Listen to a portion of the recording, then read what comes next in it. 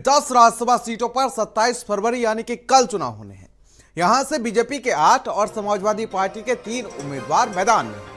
आंकड़ों के हिसाब से बीजेपी के 7 उम्मीदवारों की जीत पहले से तय मानी जा रही है। हालांकि बीजेपी ने यहां पर 8वां उम्मीदवार बनाकर चुनाव को रोचक बना दिया है। इसके चलते जनसत्ता दल लोकतांत्रिक यानी कि जेडीएल के अध्यक्ष राजा भैया किंगमेकर की भूमिका में आ गए हैं। और आखिर इस राज्यसभा चुनाव का गणित क्या कुछ कहता है, आपको ग्राफिक्स के जरिए समझाते हैं।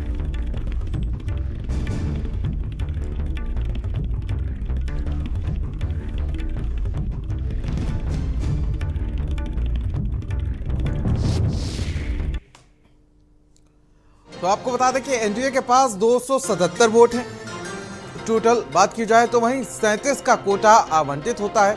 37 विधायक चाहिए राज्यसभा जाने के लिए। बीजेपी के पास 8 प्रत्याशी मैदान में हैं। पहले 7 थे, लेकिन दूसरे दिन 8वां प्रत्याशी मैदान में आया और 8वें प्रत्याशी की जीत जो है वो बीजेपी के लिए टेढ़ी खीर बनती हुई नजर आ रही है। आवंटन के बाद 14 वोट अतिरिक्त हैं बीजेपी के पास। और अगर आरएलडी के विधायकों की बात की जाए तो आरएलडी के 9 वोट भी बीजेपी के पास ही हैं।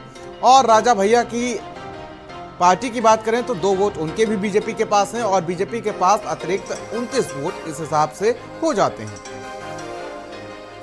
अब विपक्ष की बात कर लेते हैं तो समाजवादी पार्टी ने 3 प्रत्याशी मैदान में उतारे हैं और 3 सीटें जीतने के लिए 111 वोटों की समाजवादी पार्टी को जरूरत है। राजा भैया के कारण सपा की तीसरी सीट फंसती हुई नजर आ रही है। सपा के पास कुल मिलाकर 108 वोट हैं। सपा को जीत के लिए, तीसरे प्रत्याशी को जीत के लिए 3 वोट चाहिए।